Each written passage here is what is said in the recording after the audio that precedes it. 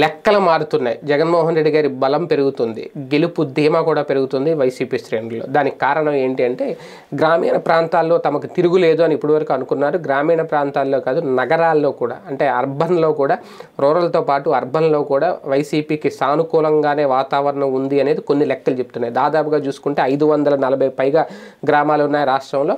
ఇంకా తండాలు ఇవన్నీ చూసుకుంటే ఇంకా చాలానే ఉంటాయి. వీళ్ళందరూ ఏంటంటే ప్రతి నెల 1వ తేదీనే పింఛన్లు అందుకోవడం ఇప్పటివరకు క్రమం తప్పకుండా, మహా అయితే 2-3, అంతకుమించి పెద్దగా లేట్ అయితే అవ్వట్లేదు.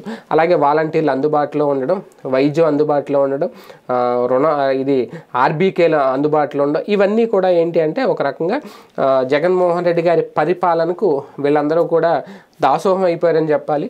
అటువంటి నేపథ్యంలో కాస్తంత వ్యతిరేకత అర్బన్లోనే ఉంటుంది, అక్కడ విద్యావంతులు మేధావులు ఉంటారు అనేది మొన్నటి వరకు చెప్పిన లెక్క. కానీ ఇప్పుడు ఆ లెక్క మారుతుందంట. తాజాగా కొన్ని సర్వేలు చెప్తున్న ప్రకారం అర్బన్లో కూడా ఇదే పింఛన్లు అందుకున్న మహిళలు, ఇప్పుడు ఇదే ఇళ్ల స్థలాలు అందుకున్న మహిళలు, కాకపోతే ఏంటంటే ఇక్కడ సెంటు స్థలం ఇస్తే అక్కడ సెంటు ఉన్నారు, అంతకుమించి ఏం లేదు. వీళ్ళందరూ కూడా మహిళలు మొత్తం, అర్బన్లో ఉన్న మహిళలు మొత్తం జగన్మోహన్ రెడ్డి గారికి సానుకూలంగా ఉన్నారు అనేది కొన్ని సర్వేలు చెప్తున్నాయంటే. చాలా నగరాల్లో వాళ్ళు అందుకుంటున్న అమ్మఒడి కానీ, చేదోడు కానీ, ఆసరా కానీ, ఇళ్ల స్థలాలు, ఇళ్ల పట్టాలు కానీ, ఇవన్నీ కూడా కీలక పథకాలు.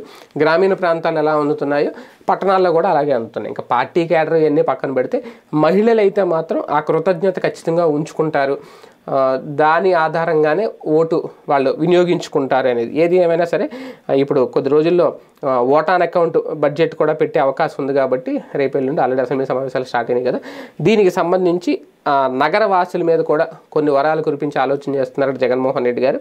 అదే కనుక ఉంటే అర్బన్లో కూడా పూర్తి స్థాయిలో వైసీపీకి సానుకూలత వస్తుంది అనే ఆలోచన అయితే వైసీపీలో కనిపిస్తుంది. మరి చూద్దాం.